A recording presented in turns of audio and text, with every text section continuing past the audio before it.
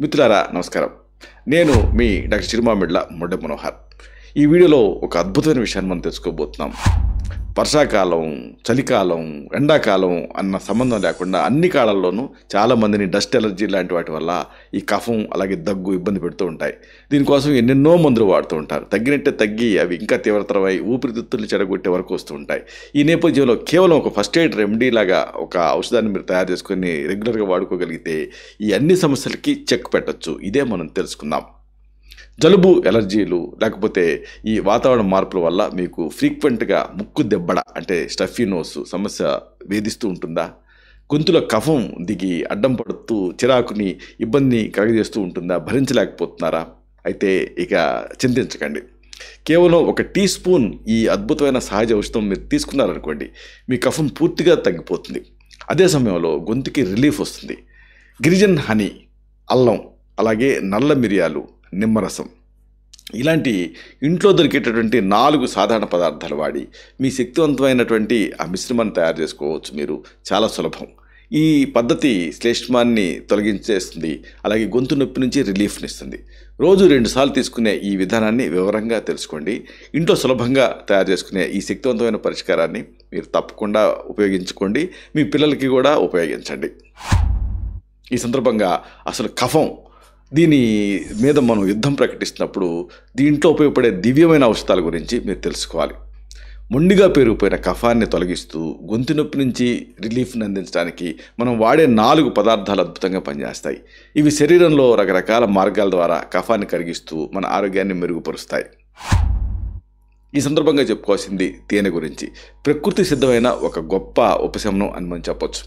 తేనెకు సహజంగానే anti inflammatory అంటే శోథ నిరోధక శక్తి ఉంది. అలాగే యాంటీ బ్యాక్టీరియల్ గుణాలు కూడా ఉన్నాయి. అందుకే ఇది ఏ రకమైన బ్యాక్టీరియా అయినా కానీ ఆ సంబంధిత ఇన్ఫెక్షన్ అయినా సరే రిలీఫ్ని ఇస్తుంది. కఫాన్ని పల్చగా మార్చేస్తుంది. ఇదే సమయంలో గొంతుకి ఊరటనిస్తుంది. ఆయుర్వేదంలో తేనెని మధు అనేటువంటి చక్కటి పేరుతోటి పిలుస్తారు. ఇది యోగవాహి గుణాన్ని కలిగి ఉంటుంది, అంటే వాహక గుణాన్ని కలిగి ఉంటుంది. అంటే ఇతర ఔషధాల తాలూకు శక్తిని శరీరంలోకి ఆ లోతైన కణజాలాల లోపలికి తీసుకెళ్లే శక్తి ఈ తేనెకి ఉంది. అందుకే ఈ తేనెకి ఇంత ప్రాధాన్యత. ఇక్కడ తేనంటే కొంతమంది ఏదో ఆర్టిఫిషియల్గా తయారు చేస్తూ ఉంటారు.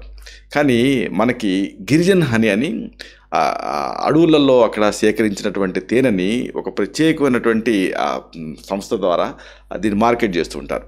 ఈ గిరిజన్ హనీ కోఆపరేటివ్ సొసైటీలలో కానీ ఇక్కడ మీకు అన్ని చోట సూపర్ బజార్లో కూడా దొరుకుతుంది. మీరు కాకపోతే గిరిజన్ హనీ అన్న పేరుతో అడగాలి. దీని ప్రత్యేకత ఏమిటంటే పరిశోధనల ప్రకారంగా ఈ తేనెలో యాంటీబ్యాక్టీరియల్, యాంటీవైరల్ గుణాలు ఎక్కువ మొత్తాలలో ఉంటాయి. ఏదైనా వైరస్ కానీ లేదా బ్యాక్టీరియా సంబంధిత ఇన్ఫెక్షన్స్ ఉన్నప్పుడు ఈ గిరిజన హనీ రెండింటి మీద పోరాడుతుంది. ఈ తేనెలో ప్రత్యేకత ఎంజిఓ అనేటటువంటి ఒక జీవరసాయనం ఉంటుంది. అంటే మెథైల్ గ్లైకాల్ అనేటటువంటి పదార్థం ఉంటుంది. ఇది ఎక్కువగా యాంటీ ఇన్ఫ్లమేటరీగా అలాగే యాంటీ బ్యాక్టీరియల్ లక్షణాలు కలిగి ఉంటుంది. అందుకే మీకు అవకాశం ఉంటే ఈ గిరిజన్ హనీని వాడండి. నెక్స్ట్ బెస్ట్ డాబర్ హనీ, లేదంటే కనీసం ఈ అడవి తేనెలు కొంతమంది తీసుకొచ్చి అమ్ముతూ ఉంటారు. కాకపోతే వాటితో జాగ్రత్తగా ఉండాలి. అసలైన తేనెను గుర్తుపట్టే పద్ధతి ఏమిటంటే తేనెలో ఏదైనా బెల్లం నీళ్ళు కలిపారనుకోండి, అప్పుడు మీరు దాంట్లో ఒక గుడ్డ ముంచి మండిస్తే ఆ గుడ్డ అనేది ఒకవేళ బెల్లం పానకం అయితే మండదు. కాబట్టి ఇలాంటి కొన్ని టెస్టుల ద్వారా దీన్ని అసలైన హనీ అవునా కాదా అనేది తెలుసుకోవచ్చు. ఇలాంటిదే మరొక పదార్థం అల్లం, జింజర్. ఇది కఫాన్ని పగలగొట్టే శక్తి దీనికి ఉంది. అల్లాన్ని శ్లేష్మ నిర్మూలక అంటే ఆ మ్యూకస్ బ్లాస్టర్ అని పిలుస్తారు. ఆయుర్వేదంలో అల్లాన్ని ఆర్ద్రకం అనే పేరుతో పిలుస్తారు. ఇది జీర్ణ వ్యవస్థ అంటే డైజెస్టివ్ సిస్టమ్కి చాలా మంచి చేస్తుంది. శరీరంలో పేరుకుపోయినటువంటి విషాలని అంటే టాక్సిన్స్ని తొలగించేస్తుంది. అల్లంలో జింజరోల్స్ అనేటువంటి కొన్ని ప్రత్యేకమైన సమ్మేళనాలు ఉంటాయి. ఇవి సహజమైన డీకంజెస్టెంట్ లక్షణాలను కలిగి ఉంటాయి. గొంతుతో పాటుగా ముక్కుకి సంబంధించిన ఆ సైనస్లలో చిక్కుపోయిన ఆ మొండి కఫాన్ని ఇది పల్చగా మార్చేస్తుంది, కరిగేలాగా చేస్తుంది. కఫం తేలిగ్గా కరిగిపోయేలాగా చేసిన తర్వాత శరీరం దాన్ని సులభంగా బయటికి పంపించేస్తుంది. అంతేకాదు అల్లంలో ఎక్కువగా ఈ యాంటీ ఇన్ఫ్లమేటరీ తత్వాలు అంటే శోథ నిరోధక లక్షణాలు ఉంటాయి. ఇవి త్వరగా ఆ ఇన్ఫ్లమేషన్ని, మంటను తగ్గిస్తూ ఇమ్యూనిటీని అంటే రోగ నిరోధక శక్తిని పెంచుతాయి. తర్వాత పదార్థం మిరియాలు. దీన్ని నల్ల మిరియాలు అని కూడా అంటారు. నల్ల మిరియాలను ఎందుకంటారంటే తోలుతో సహా ఉన్నప్పుడు. ఆ తోలు తీస్తే వైట్ పెప్పర్ అనే పేరుతో పిలుస్తారు. ఇక్కడ బ్లాక్ పెప్పర్ మీకు ఇంపార్టెంట్. జీర్ణక్రియని మెరుగుపరిచే రహస్యం ఇది. ఈ మిరియాలు ఈ మిశ్రమంలో ఒక రహస్యమైన శక్తి. ఆయుర్వేదంలో దీన్ని మరీచం అనే పేరుతో పిలుస్తారు. ఇది జీర్ణక్రియని అలాగే అగ్నిని అంటే జఠరాగ్నిని పెంచేటువంటి ఒక సుగంధ ద్రవ్యం. ఇది త్రికట్టులలో కూడా ఒక భాగం. సొంటి పిప్పళ్ళు మిరియాలు త్రికట్టు ఫార్ములేషన్, దాంట్లో ఇది ఒక ఇంపార్టెంట్ ఇంగ్రీడియంట్.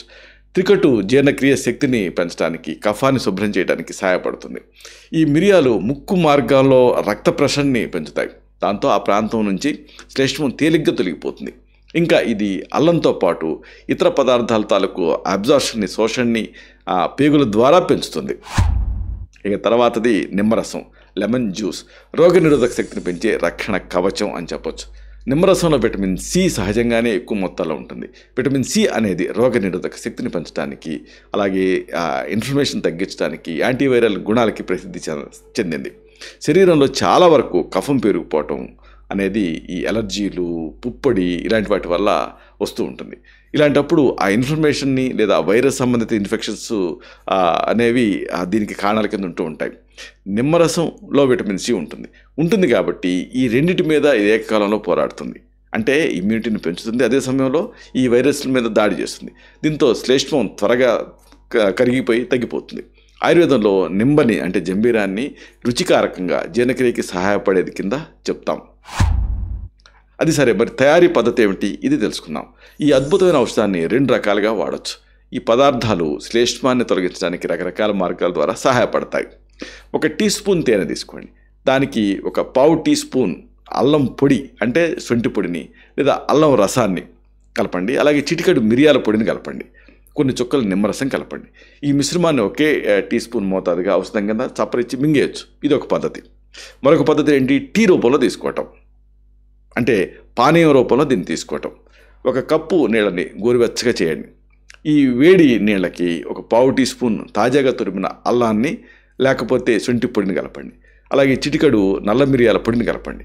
కొన్ని చుక్కలు నిమ్మరసం కలపండి. చివరగా 1 టీ స్పూన్ తేనెని, రా హనీని కలపండి, గిరిజన హనీని.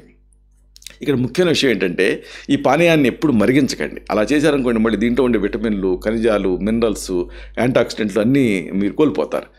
గోరువెచ్చని ఈ పానీయాన్ని తాగటంతో గొంతుకి రిలీఫ్ వస్తుంది. అయితే మరి ఔషధం తీసుకునే సరైన సమయం ఏమిటి? ఈ పానీయం గరిష్టంగా బాగా పనిచేయాలంటే దీన్ని రోజుకి 2 సార్లు తీసుకోవటం మంచిది. 1 ఉదయం నిద్ర లేచిన వెంటనే తాగటం. రాత్రిపూట గొంతు, ముక్కుకి సంబంధించిన సైనస్లలో చిక్కటి కఫం పెరిగిపోతుంది కదా, నిద్ర లేచిన వెంటనే ఔషధాన్ని తీసుకున్నారనుకోండి టీలాగా, ఈ శ్లేష్మం పలచబడిపోతుంది. గొంతు నొప్పి నుంచి రిలీఫ్ వస్తుంది, కఫం పూర్తిగా తొలగిపోతుంది గొంతు నుంచి. ఇంకోటి, నిద్రకి ఉపక్రమించే ముందు అంటే పడక ముందు తీసుకోవటం. రాత్రిపూట అంటే మళ్ళీ కఫం పెరుగుతూ ఉంటుంది కొంతమందికి, అలా పెరగకుండా ఉండడం కోసం, మంచి నిద్ర కోసం ఈ పానీయాన్ని నిద్రకి ఉపక్రమించే ముందు తీసుకోవాలి. ఇది కఫాన్ని కరిగించేందుకు మళ్ళీ సహాయపడుతుంది. ఈ ఔషధాన్ని కొన్ని రోజులు వాడారనుకోండి మీ కఫం పూర్తిగా తగ్గుతుంది. మీరు సరిగ్గా ఊపిరి పీల్చుకోగలుగుతారు. గొంతు దిగ్బంధం సమస్య కూడా తగ్గుతుంది. ముగింపుగా ఒక ముఖ్యమైన మాటని మీకు విన్నవించాలి. ఇంటి చిట్కాలు, సహజ నివారణలు చాలా ఎఫెక్టివ్గా, ప్రభావవంతంగా పనిచేస్తాయి. వీటిని తక్కువగా అంచనా వేయకండి. కాకపోతే సైంటిఫిక్గా వీటిని వాడాలి.